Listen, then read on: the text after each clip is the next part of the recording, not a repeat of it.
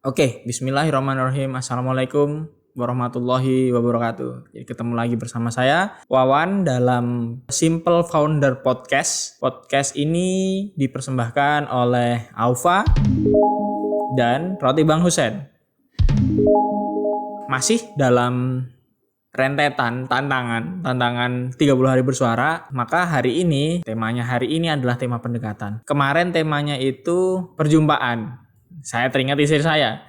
Sekarang temanya pendekatan, teringat lagi istri saya. Tapi tentu saja lagi-lagi saya tidak akan ngomongin mengenai pendekatan saya terhadap istri saya karena ya tidak terlalu menarik. Yang saya mau omongin hari ini adalah mengenai pendekatan terhadap konsumen, terhadap calon pembeli. Tentu saja untuk membeli produk kita atau setidaknya pendekatan supaya mereka tertarik terhadap produk kita atau lebih mudah untuk memutuskan membeli produk kita. Sebenarnya pendekatan kepada konsumen itu ya sama aja seperti pendekatan saya terhadap istri saya juga dulu. Metodenya sama, metode secara garis besar maksudnya. Metode secara garis besar itu sama, yaitu kalau kita ingin pendekatan kepada seseorang, yang harus kita tahu adalah sebenarnya dia itu masalahnya apa, masalah dalam hidupnya itu apa, dan kita mencari solusi atas masalahnya itu. Jadi bahasa gampangnya adalah kita cari kebutuhannya itu apa. Begitu juga terhadap konsumen. Yang harus dicari adalah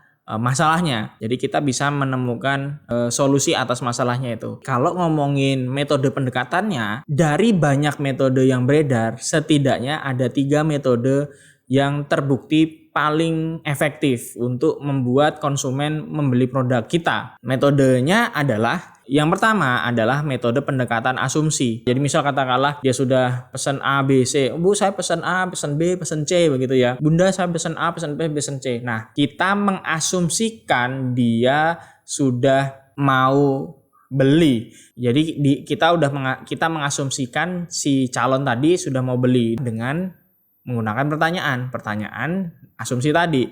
Bu, jadi kapan barangnya mau dikirim? Atau mungkin, Bu, jadinya kapan Ibu mau transfer? Atau mungkin ini kalau dikirim siang ini biayanya jadi lebih murah loh, Bu. Jadi pendekatan menggunakan asumsi bahwa dia sudah akan membeli produk kita. Jadi yang kedua adalah pendekatan dengan cara saran, suggestion, saran begitu. Setelah pembeli atau calon pembeli tadi itu nanya mengenai produk kita udah kasih fitur-fiturnya, maka kita kasih saran yang berkaitan dengan produk kita yang dia tanyakan tadi, produk kita tadi atau yang dia tanyakan tadi. Contohnya, Alfa jualan tumpeng gitu. Bu, ini makan tumpengnya itu kapan? Konsumen jawab. Nah, itu di situ dari situ kita kasih suggestion saran. Bu, kalau tumpeng ini bagusnya dimakan 2 jam atau 3 jam sebelum kegiatan. Lewat dari tumpengnya jadi kering, jadi kurang lezat untuk dimakan. Jadi sebaiknya jangan terlalu jauh dari kegiatannya atau rencana untuk dimakannya. Metode sugesti ini, metode saran ini membuat konsumen menjadi lebih dekat kepada kita, membuat dia menjadi lebih diperhatikan sama kita.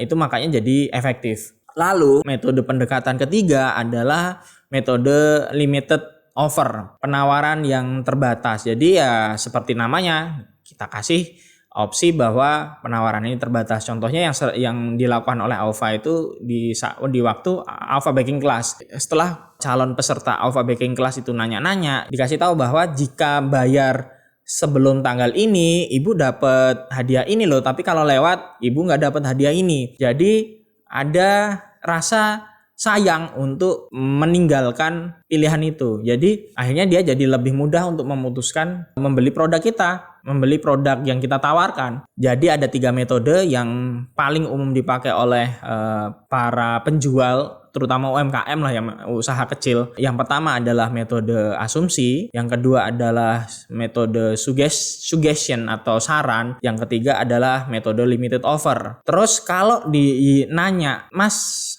yang mana yang paling bagus buat usaha saya? Saran saya adalah coba 3-tiganya, mana yang paling bagus, mana yang paling memberikan dampak buat pembelian. Kalau di Aufa itu bagus, belum tentu di usaha Anda juga bagus. Sebaliknya, di usaha Anda bagus, belum tentu juga di Aufa bagus. Coba aja 3-tiganya metode itu, dan yang paling baik adalah yang paling banyak membuat calon pembeli menjadi beli, yang membuat calon pembeli menjadi transfer. Jadi itu saja. Terima kasih sudah mendengarkan podcast hari ini. Podcast ini bisa didengarkan di Spotify. Terima kasih sekali lagi, terima kasih sudah mendengarkan podcast hari ini. Wabillahi taufiq wal hidayah. Wassalamualaikum warahmatullahi wabarakatuh.